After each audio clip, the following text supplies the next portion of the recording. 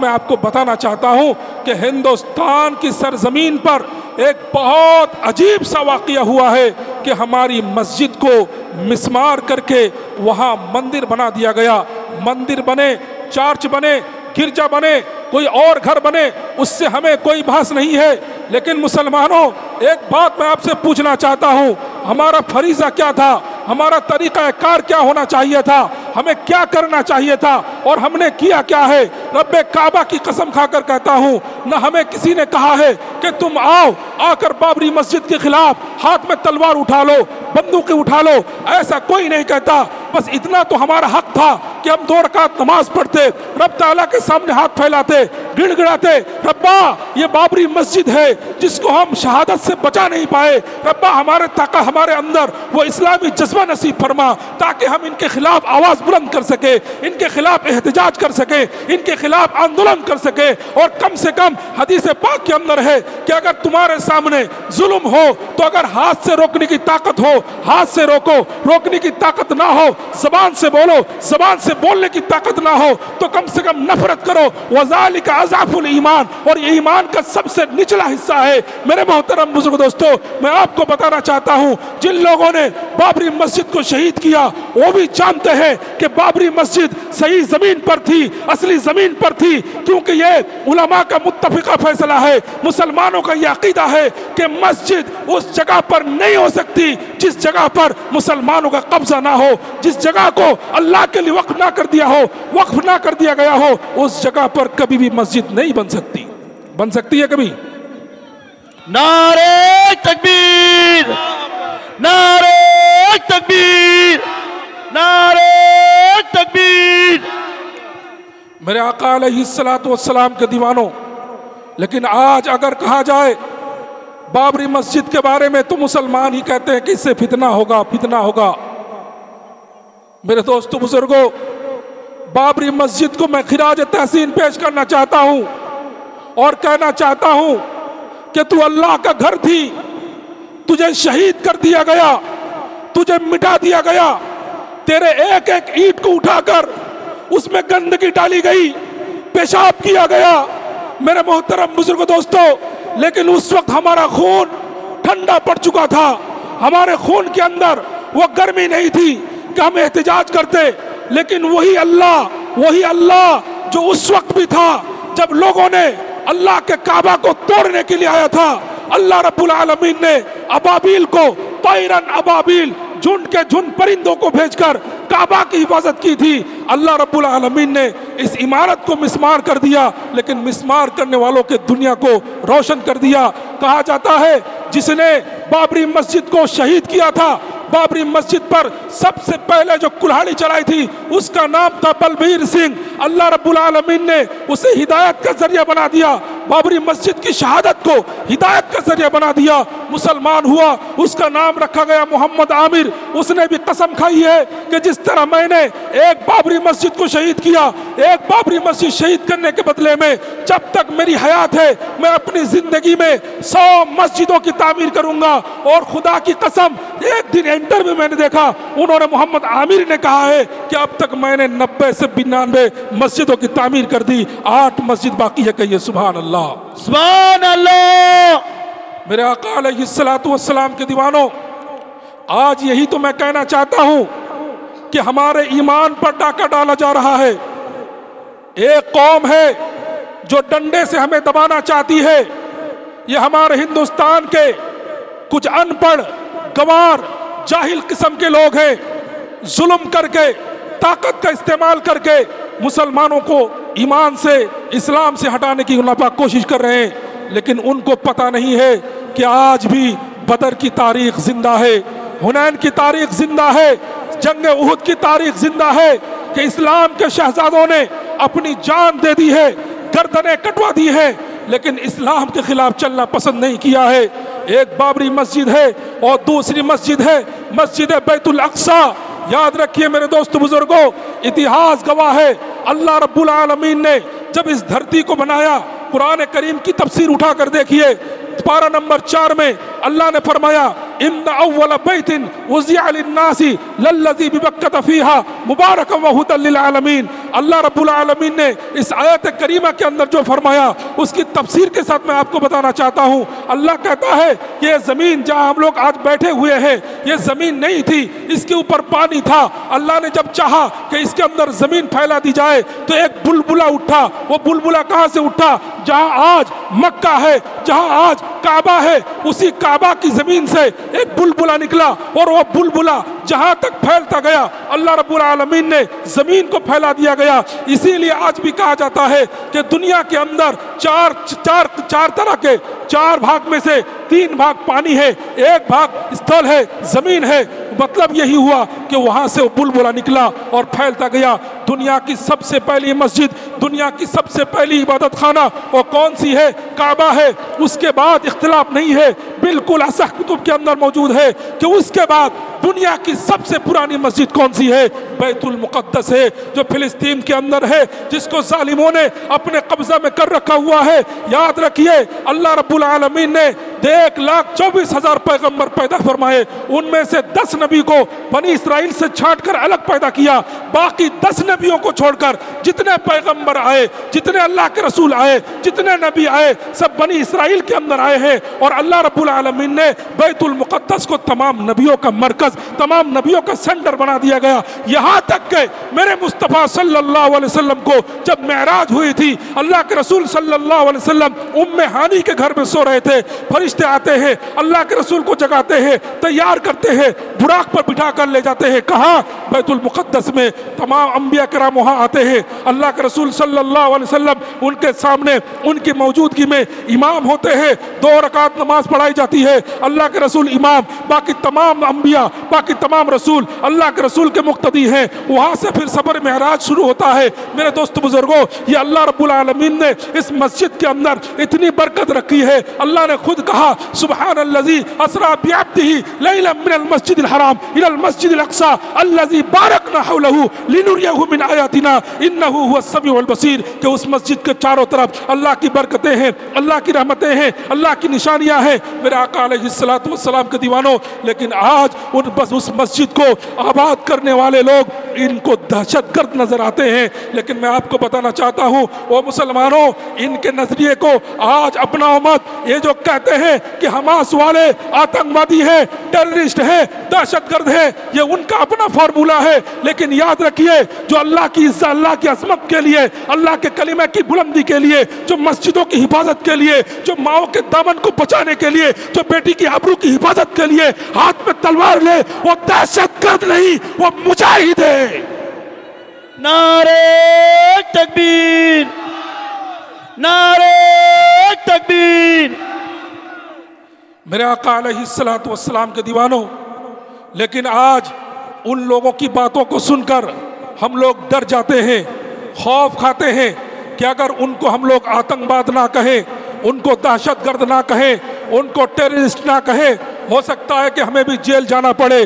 لیکن یاد رکھیے مسلمانوں, حضرت عمر فاروق رضی اللہ تعالیٰ عنہ کہتے ہیں وَقَوْلُ الْحَقِّ وَلَوْ كَانَ مُرًّا, حق بات کہو اگر حق بات کڑوی لگے, حق بات کے لیے اگر جیل کی سلاخوں کے پیچھے جانا پڑے تب بھی تم بولو. اور میرے دوست بزرگوں, اللہ کے رسول صلی اللہ علیہ وسلم کو حق بات کہنے کی وجہ سے جو تکلیفیں دی گئی ہیں, دنیا والوں یاد رکھنا وہ تکلیف رہتی دنیا تک کسی انسان کو نہیں دی جا سکتی. اللہ کے رسول صلی اللہ علیہ وسلم نے حق کی صدا بلند کی ہے, عرب کے پہاڑوں کی چوٹی پر جا کر کہا قولوا لا الہ الا اللہ تفلحون. لوگوں ایک اللہ کی عبادت کرو, ایک اللہ کے سامنے سر جھکاؤ, ایک اللہ کو اپنا حاجت روا مانو, ایک اللہ کو اپنا مشکل کشا سمجھو تو تم کامیاب ہو جاؤ گے, تم فلاح پا جاؤ گے, تم نجات پا جاؤ گے. عرب والوں کو یہ بات برداشت نہیں ہوئی. عرب والوں نے طرح طرح سے میرے مصطفیٰ کو تکلیف دی. اللہ کے رسول صلی اللہ علیہ وسلم جس راستے پر جاتے تھے اس راستے پر کانٹے بچھائے گئے. اللہ کے رسول جہاں بیٹھتے تھے لوگوں نے پلاننگ کی ہے, سازش کی ہے کہ جہاں مصطفیٰ बैठे हों वहाँ ऊपर से जाकर पत्थर गिरा दिया जाए, तो पत्थर दबकर मोहम्मद मुस्तफ़ा इस दुनिया से ख़त्म हो जाए। आका अलैहिस्सलाम जब निकलते थे तरह तरह की गालियाँ दी जाती थी। आज भी इतिहास गवाह है, तारीख उठा कर देखिए, मक्का मुकर्रमा के अंदर मेरे मुस्तफ़ा सल्लल्लाहु अलैहि वसल्लम नमाज पढ़ रहे हैं, नमाज पढ़ते पढ़ते रुकू किया, सजदा की हालत में एक बदबख्त आकर अल्लाह के रसूल की गर्दन पर उजड़ी रख दी, ऊँटनी की उजड़ी, जिसके बोझ में अल्लाह के रसूल अपना सर को नहीं उठा पा रहे थे। अम्मा फातिमा रज़ी अल्लाह तआला अन्हा को जब खबर मिली है कि तुम्हारे बाप मक्का मुकर्रमा के अंदर काबा के अंदर नमाज पढ़ रहे थे, सजदा की हालत में थे, लोगों ने उनकी गर्दन पर उजड़ी रख दी है, फातिमा रज़ी अल्लाह तआला अन्हा दौड़ती हुई आ रही है, रोती हुई आ रही है, अपने बाप की गर्दन से उजड़ी को हटा रही है और अल्लाह के रसूल सल्लल्लाहु अलैहि वसल्लम को तसल्ली दे रहे हैं। आका अलैहिस्सलातु वस्सलाम के दीवानों, बात यहाँ खत्म नहीं हो जाती। उनमें से एक बदबख्त था, एक जालिम था, एक जहन्नमी था, जिसने मेरे मुस्तफ़ा के चेहरे पर थप्पड़ मारा। आका अलैहिस्सलातु वस्सलाम को गर्दन पकड़कर चादर मुबारक पकड़कर खींची, थप्पड़ मारा। वो उसका नाम था उक़बा इब्न अबी मुईत। अल्लाह रब्बुल आलमीन ने उसको जहन्नम वासिल किया और दुनिया वालों ने देखा कि उक़बा इब्न अबी मुईत ने, जिसके नापाक हाथ मेरे मुस्तफ़ा के गालों तक पहुंचे थे, अल्लाह ने इसी दुनिया के अंदर उसे जलील किया, खार किया, बर्बाद किया। मौत के बाद उसके लिए हमेशा हमेशा के लिए जहन्नम है। लेकिन मेरे मुस्तफ़ा सल्लल्लाहु अलैहि वसल्लम पर अज़ियत मुसीबत का दौर ख़त्म नहीं हुआ।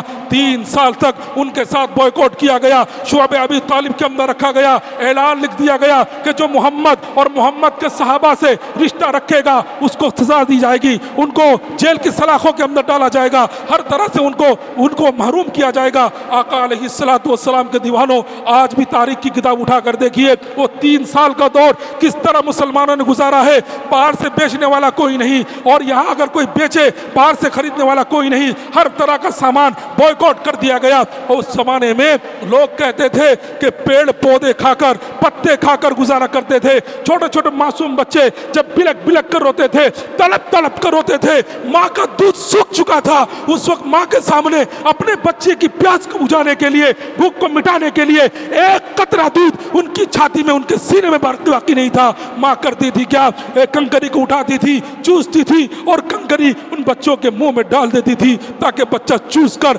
लुआब चूस कर कुछ देर तक जिंदा रहे। आका अलैहिस्सलातु वस्सलाम के दीवानों, लेकिन एक बात सामने, हकीकत सामने आ गई। वो क्या है कि 3 साल तक सलाखों के पीछे रहना अल्लाह के रसूल ने गवारा किया, लेकिन उस वक्त भी मेरे मुस्तफ़ा सल्लल्लाहु अलैहि वसल्लम लोगों के पास जाकर हक बात कहते थे, इस्लाम की दावत देते थे, तबलीग की इशाअत करते थे। किसी की पाबंदी का कोई डर मेरे मुस्तफ़ा सल्लल्लाहु अलैहि वसल्लम के सीने के अंदर नहीं था।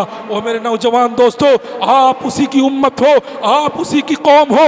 अल्लाह रब्बुल आलमीन ने आपको खैर उम्मत कहा गया, उखरिजत लिन्नास, लोगों के फायदे के लिए आपको निकाला गया। लोगों का फायदा का मतलब ये नहीं कि सिर्फ तबलीग करो, सिर्फ मदारिस में पढ़ाओ और सिर्फ फुला काम करो, फुला काम करो, फुला काम करो, ऐसा नहीं। दीन का जो भी काम होगा, उखरिजत लिन्नास, जिस काम के अंदर लोगों की भलाई हो, जिस काम के अंदर लोगों की खैर छुपी हो, वो उम्मत खैर उम्मत के लक़ब से मलक़ूब किया जाएगा। मेरे आका अलैहिस्सलातु वस्सलाम के दीवानों, यही बात मैं आपको कहना चाहता हूं कि आज खैर उम्मत जिसको करार दिया गया, जिसको कहा गया कि तमाम नबियों की उम्मत में, तमाम नबियों की उम्मत में सबसे फजीलत वाली जो उम्मत है वो उम्मत मोहम्मद है। और दुनिया वालों याद रखना, अल्लाह रब्बुल आलमीन जब जन्नत के अंदर दाखिला शुरू कराएंगे, उस वक्त आदम अलैहिस्सलातु वस्सलाम जो दुनिया में आए तो पहले आए, लेकिन उसकी उम्मत को भी जन्नत में दाखिला की इजाज़त नहीं होगी।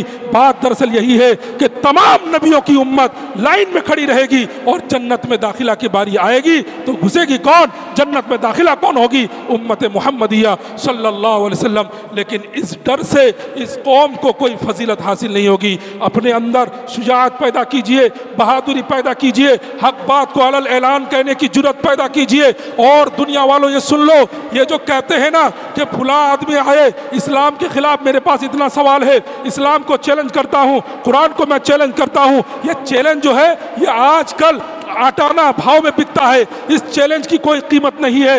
मैं आपको एक बात बताना चाहता हूं, आप उनसे किसी तरह की कोई लड़ाई मत कीजिए, कोई बहसबाजी मत कीजिए, बस इतना कह दीजिए कि अगर आपको पूरा यकीन है کہ آپ کا مذہب صحیح ہے، آپ کا دھرم سچا ہے اور اسلام مذہب کو آپ سچا نہیں مانتے تو ایک بار آ جاؤ، ڈیبیٹ کرو اور تم اپنے بڑے سے بڑے پنڈت کو لاؤ اور ہم اپنے بڑے سے بڑے عالم کو پیش کریں گے۔ اور خدا کی قسم کھا کر میں کہتا ہوں اللہ رب العالمین نے وہ ضمانت دی ہے اپنے قرآن کریم کے اندر کہ اسلام اپنا حق مذہب ہے، جاء الحق وزهق الباطل۔ وہ جب آئیں گے اور خدا کی قسم اسلام کا جو پہرے دار ہوگا، اسلام کی طرف سے جو جہاد کرنے والا جو مناظر ہوگا، اس مناظر کو دیکھ کر ان غیر قوم کی کپ کپی آ جائے گی، پسینہ آ جائے گا اور علماء کے سامنے وہ ٹک نہیں پائیں گے۔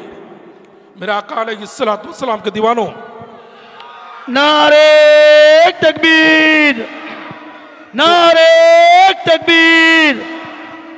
تو ایک بات میں آپ کو کہنا چاہتا ہوں، اس کے بعد اپنی بات ختم کر دوں گا۔ ایک آدمی آیا اسلام کے اوپر کھلا چیلنج کرتا ہوا۔ کون تھا وہ؟ مسلمان گھر کا لڑکا تھا۔ ماں نے کہا بیٹا تو نے ڈاکٹری پاس کر لی ہے، اب تو قرآن پڑھ لے۔ کہا امی وقت آئے گا تو میں قرآن پڑھوں گا۔ ایک بار قرآن پڑھا، قرآن کھولا، کھولنے کے بعد کہا کہ امی جان قرآن کریم کے اندر یہ واقعہ کیوں ہے؟ قرآن کریم کو بند کر دیا۔ ماں نے پوچھا بیٹا کیا بات ہے؟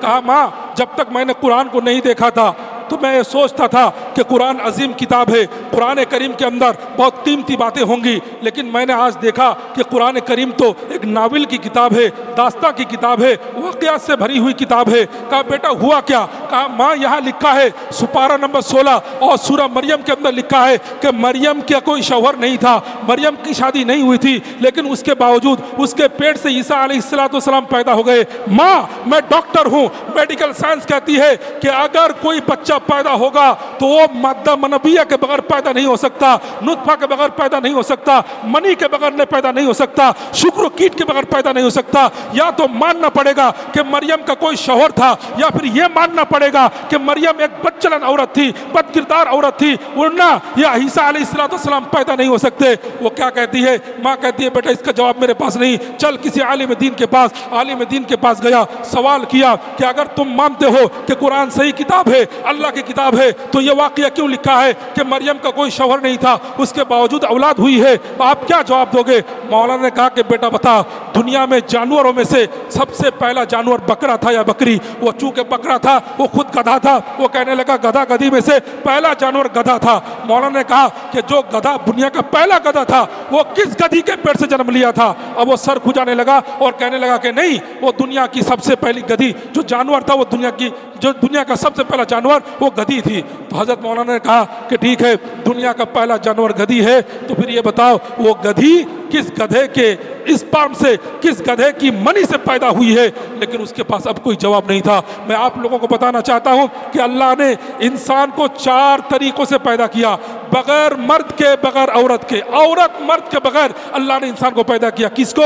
حضرت آدم علیہ السلام کو صرف مرد سے پیدا کیا، عورت نہیں ہے، صرف مرد سے پیدا کیا۔ دوسرا طریقہ کون ہے؟ حضرت حوا علیہ السلام، یعنی حضرت آدم کی بائیں پسلی سے اللہ رب العالمین نے حوا کو پیدا کیا۔ اور تیسرا طریقہ کیا ہے؟ صرف عورت سے، مرد کے بغیر، صرف عورت سے۔ کس کو پیدا کیا؟ عیسیٰ علیہ السلام کو۔ اور چوتھا طریقہ مرد اور عورت کے ملاپ سے عام انسانوں کو پیدا کیا۔ اور ایک آدمی اسلام پر سوال کرتا ہے، میں آپ کو جواب دے کے جاؤں گا، چھوٹا سا واقعہ کہہ کر اپنی بات ختم کر دوں گا کہ ایک عیسائی تھا، وہ سوچ رہا تھا کہ مسلمانوں کو اور خاص کر کے غریب لوگوں کو ایمان سے ہٹانا بڑا آسان ہے۔ غریب دیکھا، 5000 نکالی، کہا چل میری طرف سے رکھ دیا اور ایک چائے کی دکان بنا لے۔ چائے کی دکان بن گئی، وہ اڈا دینے آ گیا اور مسلمانوں کو اکسانے لگا کہ تمہارا خدا کیا کر سکتا ہے؟ کہا میرا خدا سب کچھ کر سکتا ہے، ان اللہ علی کل شیء قدیر، سب کچھ کر سکتا ہے۔ کہا اچھا اگر تیرا اللہ سب کچھ کر سکتا ہے تو تیرا اللہ اپنے جیسا دوسرا اللہ پیدا کر سکتا ہے؟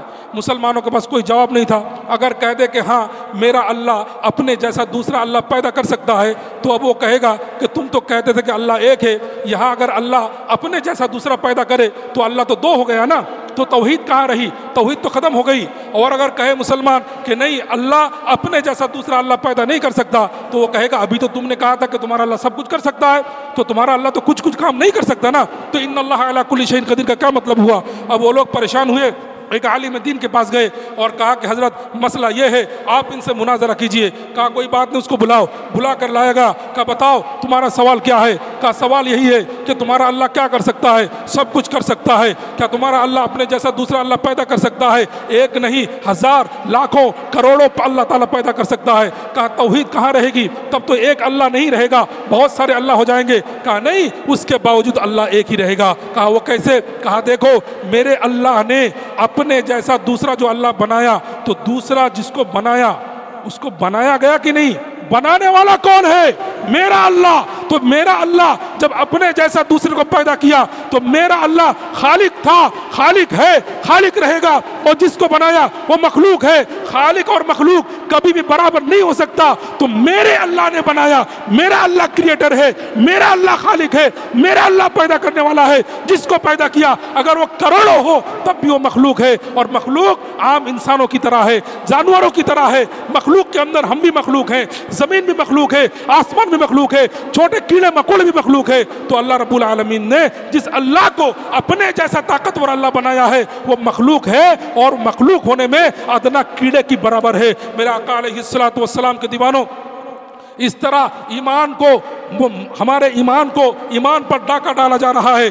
اس لیے ضروری ہے کہ ہم اپنے اندر علم بھی حاصل کریں، اور اللہ کے رسول صلی اللہ علیہ وسلم کی سچی محبت اپنے دل میں بسائیں۔ میں آپ کو کہنا چاہتا ہوں کہ سچی محبت میں کبھی ضد نہیں ہوتی، سچی محبت کبھی آپ کو کسی ایک کام پر مجبور نہیں کرتی کہ اگر میں کسی مسجد کا امام ہوں تو میں صرف اللہ کے رسول کی محبت امامت سے ظاہر کروں گا، ایسا نہیں ہے۔ اگر میں تبلیغ ہوں تو صرف تبلیغ کا کام کروں گا، اس سے میں اللہ کے رسول کی سچی محبت ظاہر کروں گا، ایسا نہیں ہے۔ اگر میں جلسہ کرتا ہوں تو اللہ کے رسول کی محبت صرف جلسہ کر کے ظاہر کروں، ایسا نہیں ہے۔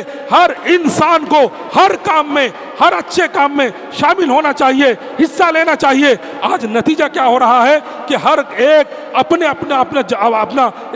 فرقہ بنا کر بیٹھا ہوا ہے، اپنی ایک الگ جماعت بنا کر بیٹھا ہے، اور وہ سوچتا ہے کہ وہی حق پر ہے، باقی سب لوگ گمراہ ہیں، باقی سب لوگ جہنمی ہیں۔ میرے دوست بزرگوں، یہ عشق رسول کا طریقہ نہیں ہے۔ آپ اللہ کے رسول صلی اللہ علیہ وسلم کی مسجد نبوی کا منظر دیکھ لیجئے، وہیں سے جہاد کی تعلیم چل رہی ہے، وہی اللہ کے رسول کی سنت پر بات ہو رہی ہے، وہی اپنے گھر کو سنوارنے سجانے کی بات ہو رہی ہے۔ میرے آقا علیہ الصلوۃ والسلام کے دیوانوں، وہ عشق رسول ہمارے اندر نہیں ہے۔ ہماری مائیں بہنیں بیٹیاں بہت ساری بیٹھی ہوئی ہیں، ان سے میں آپ کو بتاؤں گا کہ اللہ کے رسول کی محبت اپنے دل میں پیدا کیجئے، کیونکہ آپ سے پہلے جو ماں بہن بیٹی اس دنیا کو چھوڑ کر چلی گئی ہے، انہوں نے آپ کے لیے نمونہ پیش کر دیا، مثال بنا دی ہے، اور ان میں سے ایک خاتون ہے جس خاتون کا تذکرہ یوں آتا ہے کہ اللہ کے رسول صلی اللہ علیہ وسلم نے کہا کہ چندہ اکٹھا کرو، جہاد کے لیے جانا ہے، اور لوگوں سے کہا لوگوں تیار رہو، جہاد کے لیے جانا ہے۔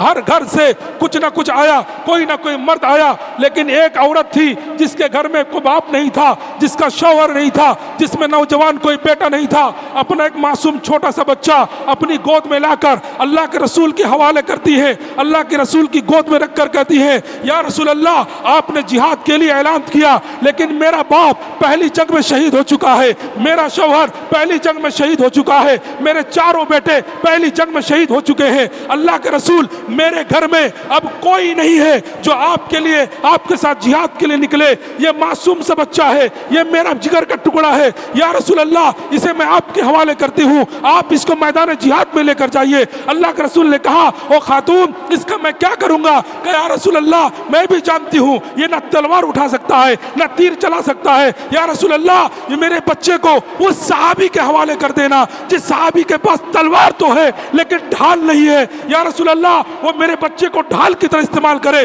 دشمن اگر تیر چلائے اپنے بچے کو، میرے بچے کو سامنے کر دے تاکہ وہ اس کو تیر نہ لگے، میرے بچے کو تیر لگے، اگر دشمن اس صحابی پر تلوار سے وار کرے تو تلوار سے اپنے آپ کو بچانے کے لیے میرے بچے کو آگے کر دے، ڈھال کر دے۔ یہ ہے عشق رسول، یہ ہے سچی محبت۔ میرے آقا علیہ الصلوۃ والسلام کے دیوانوں، ہزاروں ماؤں نے اپنے بچوں کو قربان کیا، اپنے بچوں کو جنگ میں شہادت حاصل کرنے کے لیے بھیجا، اور یہاں تک میں آپ کو بتاؤں گا کہ ایک ماں نے اپنے بچے سے کہا کہ بیٹا کیا تو چاہتا ہے کہ میں آخرت میں شرمندہ رہوں؟ کہا نہیں ماں۔ کہا ٹھیک ہے، اگر تو جنگ میں جا کر دشمن کے ڈر سے پیٹ پھیر کر واپس آیا تو تو یاد رکھنا اس سے بڑی بے عزتی اور کچھ نہیں ہوگی۔ یہ ماں اس طرح حوصلہ دیا کرتی تھی، عشق رسول سے شرشار ہو کر اپنے بچے کو دینی تعلیم دیتی تھی۔ میرے دوست بزرگوں، مجھے میرا وقت ہو چکا ہے شاید، اور زیادہ وقت لے لیا ہوں جی، اسی لیے میں آپ تمام حضرات سے گزارش کروں گا کہ ہندوستان کے ماحول سے بالکل ڈرنا نہیں ہے، لیکن ہاں جہالت کا بھی ثبوت اور مظاہرہ نہیں کرنا ہے، بلکہ عقل مندی کے ساتھ اپنی بات کو رکھیں، دلیل کے ساتھ اپنی بات کو رکھیں۔ انسان عقل مند ہو، اس کا سب سے بڑا ہتھیار اس کی دلیل ہے، دلیل سے مقابلہ کرو، انشاءاللہ کوئی آپ کا مقابلہ نہیں کر سکتا۔ اللہ تعالی ہم تمام نوجوانوں کے دلوں میں عشق رسول بھر دے، اللہ تعالی ہم سب کو عمل کی توفیق عطا فرمائے۔ وآخر دعوانا ان الحمدللہ رب العالمین۔